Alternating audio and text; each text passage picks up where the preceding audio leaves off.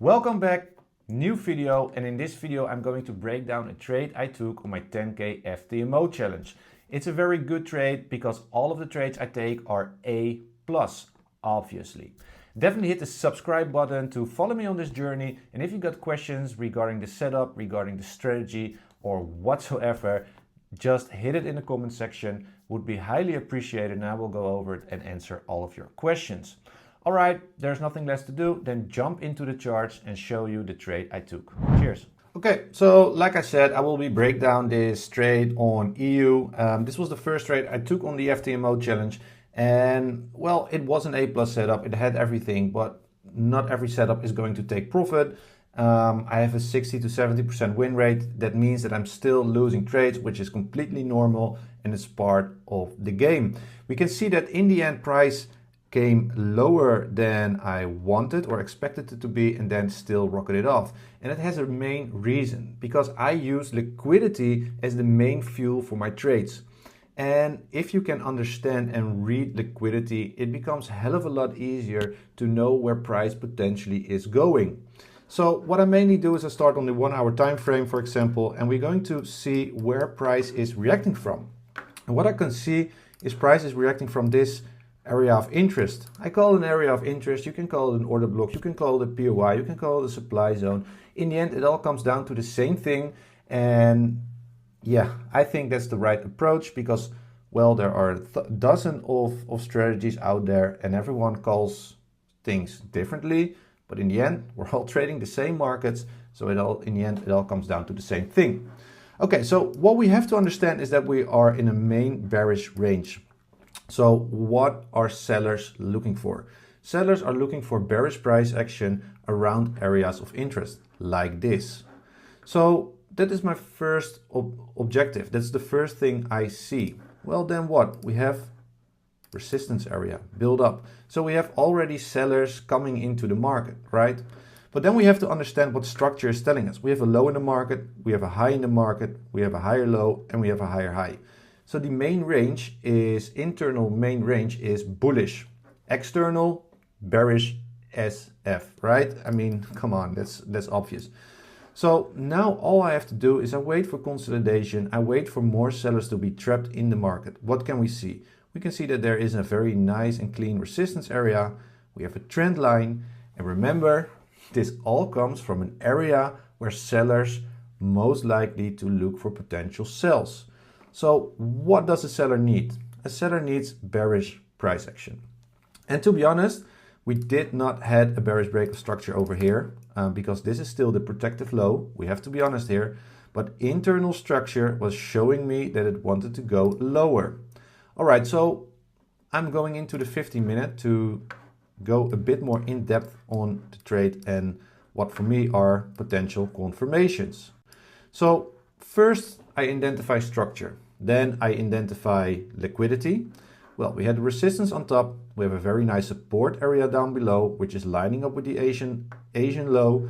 We had a clean POI over here. Watch, in the end it was liquidity. But anyway, I was looking at this. Price came in. First, I'm waiting for a sweep of the support. Why is that? Because from a support, buyers are coming into the market. And I want to see early buyers trapped. Well, what happens at a support? Buyers coming into the market. Easy. So the moment I see a sweep of that liquidity, which we got over here, sweep of liquidity, I'm going to identify potential trap areas. 1 minute will make it a little bit more cleaner. If you give me a second, right over here.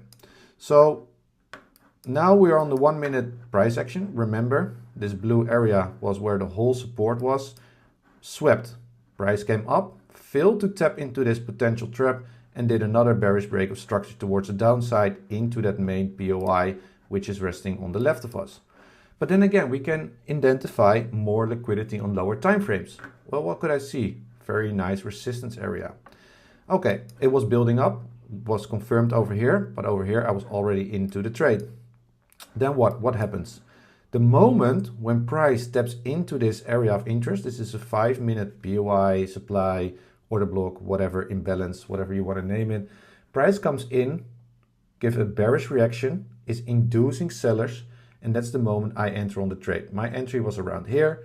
Price came all the way into this resistance. I wasn't afraid of anything because I know there is such a high potential that that area will be taken out. Well, look what happens. Price comes down, takes these equal lows. From these equal lows, it pumps up all the way to that resistance. First is trapping in sellers by showing price is slowing down, wicks them out, and that for me is the reason, or was the reason, to move my stop loss into, or de-risk myself and put my stop loss a bit higher, right?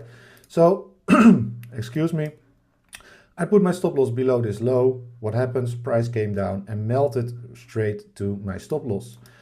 But with this management and with understanding liquidity, I made sure that I didn't have a full loss here. It was just a reduced loss. And I was risking 2% on this trade because if I want to do a challenge, I'm not going to do it endlessly with 1%. It's just 2% scale in, 2% scale in, obvious.